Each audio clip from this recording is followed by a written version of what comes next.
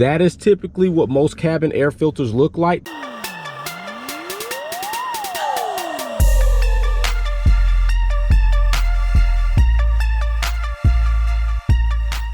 Oftentimes, depending on whose car this is, majority of the time, no shade to women, when you open this glove box, it's going to look like the inside of their purse. All right, so this client's car is a woman, and I'm pretty sure when I open this, it's going to be full with a lot of junk. And what do you know? Yeah, it's full with a lot of junk. All right, so we're going to get this stuff cleaned out of here because we're going to have to get this down, and when it falls down, I don't want all of this falling on the floor and breaking something. So we're going to move that out. Then we're going to move forward with getting this box out because the filter is behind here held in a housing. So we got that removed. Now, usually on this side, there's an actuator arm that connects to the glove box right here. All right, and it's up in there because it's not properly secured because this is broke. But usually you'll have this, and what you'll do is you'll press down on this neural side and pretty much unlatch that, and then it'll pull up so that when we get ready to disconnect the box, it's not there. So theirs is broken, so we don't have to worry about that. Now there are tabs on this side and this side. All you're gonna do, we shouldn't need many tools for this job. All we're gonna do is you're gonna take your hand, you're gonna press in, and that little knob, that little notch is gonna come undone from the rear of this surface. You're gonna do the same thing to this side, and then bow. Your box, your glove box is going to fall down, giving you access to now where we should be able to locate the cabin filter, okay? So inside of the cabin filter, same thing, really no tools needed. No tools needed. You'll see arrows on each side of this box here, okay? You might not be able to see them very good in this image, but there are tabs on the left and the right side. We're going to click those tabs in and pull back. Take your other hand, click the tab in, pull back. Now, once you get these back, you'll grab in the middle, pull it out like so, and voila, look at there. What did I tell you?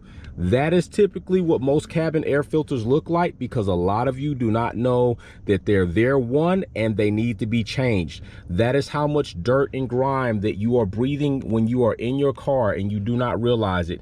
Okay, so we're going to get this changed for a new one, show you what the new one looks like, and go from there. All right, we got the cabin air filter and the housing for it, or the tray, out of the car. We're just going to take our fingers, push up from here, and lift it out. All right, you'll lift it out. You can only put it in one way and take it out one way. Look at all that dirt and grime. Look at that. You look at the other side, which filtered air coming in, going into the car. All right, so this is the outflow side, this is inflow, and that's everything that it's been doing and still doing. This is failing at this point in time because it's been there too long. So now here's your tray, nothing in it.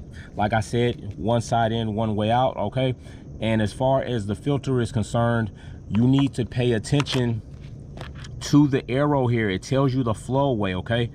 Pay attention to the way you took this out. I would suggest taking it out this way and sitting it to the side just the same, so you know how the filter's set in here according to the arrow that's located on the side panel.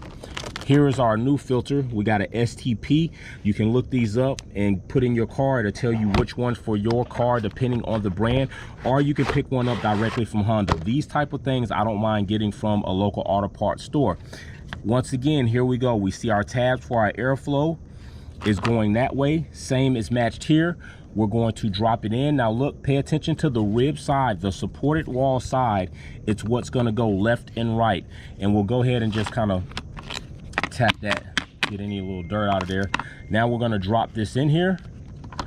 Be careful not to ruin the pleats because there's a little lip to catch it on. All right.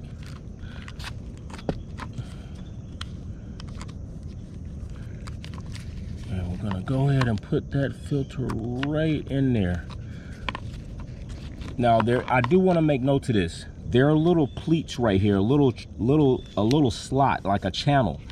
You need to try and get this section of the cabin filter in those channels so it's covering the entire side. Some people don't tell you that. So you're trying to put that pleat in that channel.